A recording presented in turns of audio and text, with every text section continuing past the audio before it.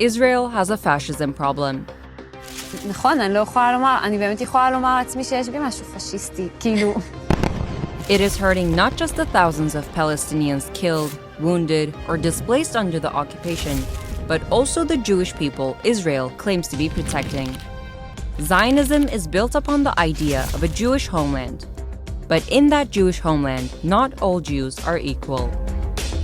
The founders of Zionism, like Theodor Herzl, and Israel's early state builders, were all Ashkenazi Jews.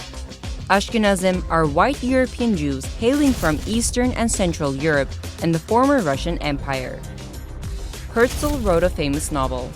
Theodor Herzl's famous book Alt Neuland, or Old New Land, which envisioned the modern state of Israel years before its creation. The book also talked about Israel as small Europe in the Middle East. But not all Jews are Ashkenazim, and not all Ashkenazim are Zionists. All the rabbis around the world for 130 years since Zionism started spoke up in every way, in every style that they had, and declared that Zionism is sinful, is a criminal, and is totally unacceptable according to my religion. That's Rabbi Yisrael David Weiss. He is one of the many anti-Zionist Jews around the world. In fact, prior to the Holocaust and the founding of the State of Israel, Zionism was a fringe minority movement among the world's Jewry. In the aftermath of the Holocaust, as survivors and Zionists started to emigrate to Palestine, there was an immense need for manpower to build and populate this new formation. In 1911, David Ben-Gurion, who would later become Israel's first prime minister, went on record saying, "We need people who are born workers. We have to pay attention to the local element, the Oriental Jews, both the Yemenite and Sephardic. Their standard of living and their needs are lower." So to get builders and soldiers and not be overwhelmed demographically by Palestinians, the Zionist project was an urgent need of Jewish immigration. According to Professor Aziza Kazum, European colonialists would often treat local minorities and Muslim lands, like Jews and Armenians, as allies and reward them for their cooperation against local authorities. This led to increased tensions between communities. Moreover, the creation of Israel by way of a mass ethnic cleansing and displacement of 750,000 Palestinians increased tensions that already existed. All these tensions led some Arab Jews to migrate, but the number of Jews relocating to Israel wasn't enough for the Zionist Ashkenazi state builders. To accelerate the process, Zionist spies planted bombs in Jewish centers in Iraq to create hysteria and panic in order to hasten Jewish Iraqis to flee Iraq and emigrate to Israel. Israeli Jewish historian Avi Shleim, whose family immigrated to Israel from Iraq when he was 5, told Middle East Eye. It was part of what somebody described as cruel Zionism. And this was particularly cruel because it involved innocent Jews, decent Jews, good people, and the Zionist movement or the intelligence officers turned these Jews in Baghdad and then later in Cairo. They turned them into terrorists. They turned them into spies and terrorists against their own homeland. Over the decades, a combination of push and pull factors eventually led many Mizrahi and Sephardic Jews to emigrate to the State of Israel. But they were less than welcomed. The Jewish community in Iraq had very little to do with Zionism. Zionism was a movement by European Jews for European Jews. And my mother used to talk a great deal about the wonderful Muslim friends that we had in Baghdad. And one day I asked her, did we have any Zionist friends?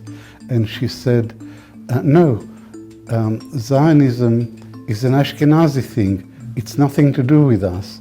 And I think that reflected the predominant view of Iraqi Jews. And a white savior story was constructed about how Middle Eastern Jews were saved from savage Muslims as well as the savagery within themselves. The discrimination against non-white Jews is a well-documented phenomenon in many sectors of life in Israel. including in education, reproductive rights, the military, and others. One of these shocking stories was accusations against the Israeli government of eugenic practices. Families claimed that officials had coerced Ethiopian Jewish women to take contraceptive drugs with long-lasting effects. Critics said it could explain the almost 50% decline over the past 10 years in the birth rate of Israel's Ethiopian community. Ethiopians were not alone in their grievances. The Israeli government is accused of separating Yemenite Jews from their children when the families immigrated to Israel decades ago. The officials told parents their children had died, but did not provide any evidence or the bodies of the deceased. Journalists and the families of the victims later discovered that in some cases, the children had been experimented upon in hospitals, while alive as well as after they died, in violation of Jewish tradition, and some others had been given up for adoption or even sold to white Ashkenazi Holocaust survivors. Many non-white Jewish communities from Iraq, Yemen, Ethiopia, and other places around the world have long been a victim of the Zionist racial hierarchy. Israeli academic of Iraqi origin Ella Shobat writes, "I am not asking Palestinians to feel sorry for the Sephardi soldiers who might be among those shooting at them. What is at stake in any case is not a competition for sympathy, but a search for alternative." These words, written in 1988, are still relevant today. What do you think? Is Zionism a white supremacist project? You read the Bible, bro? Yes! Well, there's this passage I got memorized, sort of fits this occasion. Ezekiel 25:17. The path of the righteous man is beset on all sides by the iniquities of the selfish and the tyranny of evil men. Blessed is he who in the name of charity and goodwill shepherds the weak through the valley of darkness. For he is truly his brother's keeper and the finder of lost children. And I will strike down upon thee with great vengeance and furious anger those who attempt to poison and destroy my brothers. And you will know my name is the Lord when I lay my vengeance upon thee.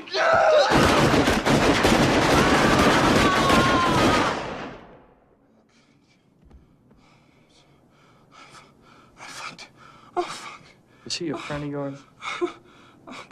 Oh, Vincent, Marvin. Vincent. Better tell him to shut the fuck up. He's getting on my nerves. Marvin! I'd knock that shit off if I was you.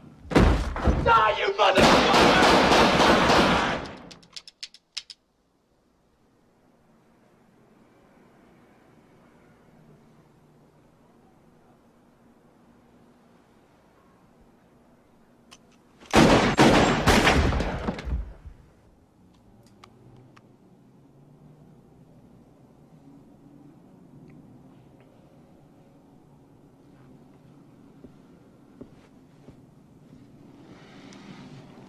Why the fuck didn't you tell us somebody was in the bathroom? Slip your mind? Did you forget that someone was in there with a goddamn hand cannon? You see the size of that gun he fired at us? It was bigger than him.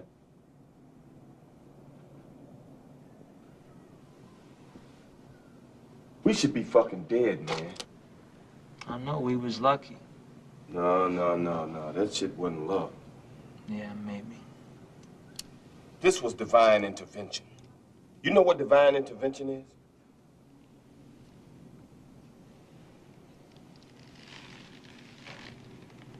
I think so. That means that God came down from heaven and stopped the bullets? That's right. That's exactly what it means. God came down from heaven and stopped these motherfucking bullets. I think it's time for us to leave, Jules. Don't do that. Don't fucking blow this shit off. What just happened here was a fucking miracle. Chill, Jules. This shit happens. Wrong. This shit doesn't just happen. Do you want to continue this theological discussion in a car or in a jailhouse with the cops? We should be fucking dead, my friend. What happened here was a miracle, and I want you to fucking acknowledge it. All right, it was a miracle. Can we go now?